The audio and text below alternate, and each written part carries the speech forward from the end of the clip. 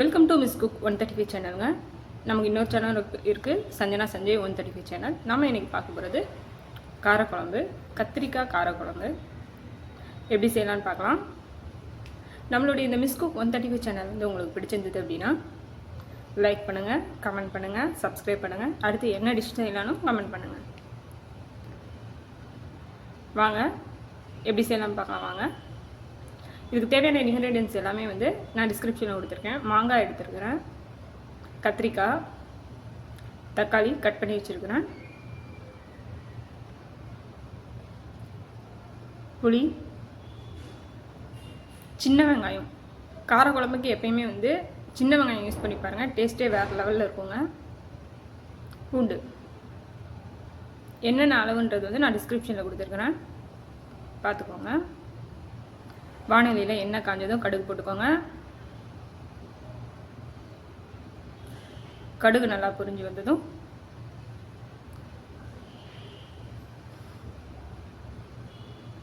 அடுப்பு சிம்மில் வச்சுக்கோங்க.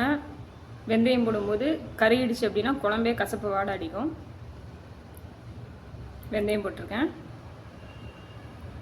கருவேப்பிலை,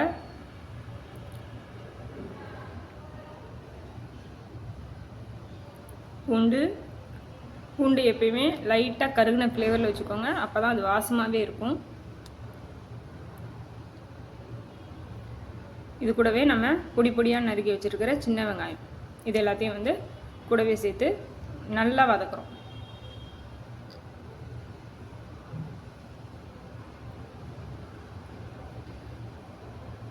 நல்லா பொன்னிறமாக வர வரைக்கும் வதக்கிடுங்க.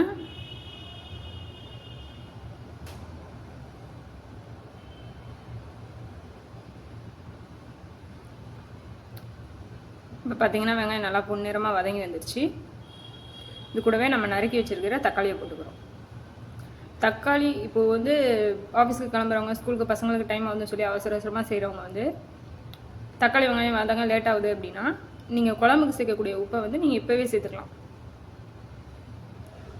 நானும் இப்போவே சேர்த்து தான் உங்களுக்கு சொல்லித்தரேன். குழம்புக்கு நம்ம லாஸ்ட்டாக போடக்கூடிய உப்பை வந்து நீங்கள் இப்போயே சேர்க்கும்போது தக்காளி வெங்காயம் வந்து சீக்கிரமாக உங்களுக்கு வதங்கிடும்.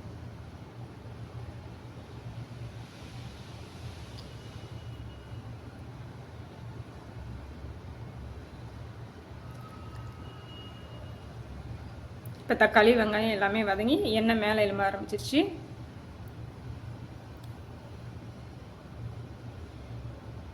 என்னோட இந்த மிஸ் குக் 135 சேனல் பிடிச்சிருந்தா சப்ஸ்கிரைப் பண்ணுங்கள்.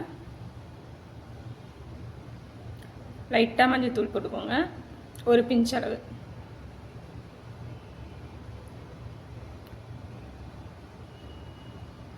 போட்டு வதக்கிட்டு வெறும் மிளகாத்தூள், குழம்புக்கு நம்ம அரைச்சி வச்சுருப்போம் இல்லையா மசால், அந்த மசால் வந்து 1.5 ஸ்பூன் அளவு நான் போடுறேன். நான் எல்லாமே கையளவு தாங்க யூஸ் பண்ணுவேன். 1.5 ஸ்பூன் அளவு போட்டுக்கிறோம். காரம் வேணுன்றவங்க இன்னும் அதிகமாக கூட யூஸ் பண்ணிக்கோங்க. அடுப்பை சிம்மில் வச்சுக்கோங்க. நீங்கள் அதிகமாக வச்சுருக்கும் போது மசால் பாக்கு வந்து அது கருகிடும். மசால் கருகிடுச்சுன்னா நல்லா இருக்காது.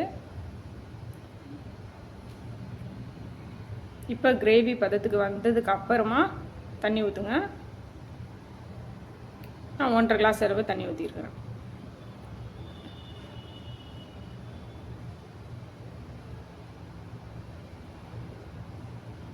இது கூட மல்லித்தூள் அது போட்டிங்கன்னா இன்னும் வந்து குழம்பு வந்து நல்லா திக்னஸாக உங்களுக்கு கிடைக்கும்.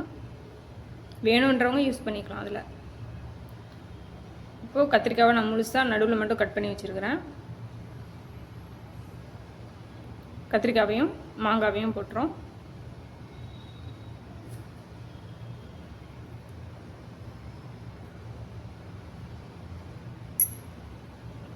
போட்டு கொதிக்கிற வரைக்கும் மூடி வச்சுக்கிறோம். இப்போ வந்து குழம்பு நல்லா கொதிச்சு வருது.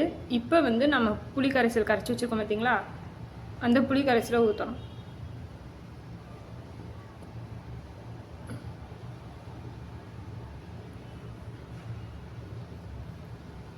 ஊற்றி அதையும் நல்லா கிளறி விட்டு குழம்பை நல்லா கொதிக்க விட்டுருங்க.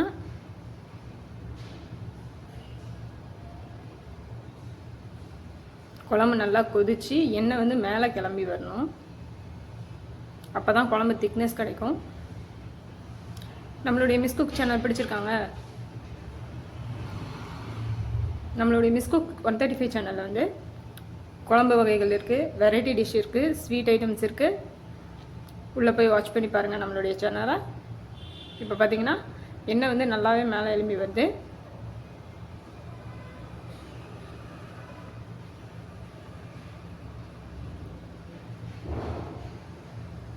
சூப்பரான ஒரு கத்திரிக்காய் காரக்குழம்பு ரெடி ஆகிடுச்சு. என்ன நேயர்களே, உங்களுக்கு இந்த வீடியோ பிடிச்சிருந்தா லைக் பண்ணுங்கள், கமெண்ட் பண்ணுங்கள்.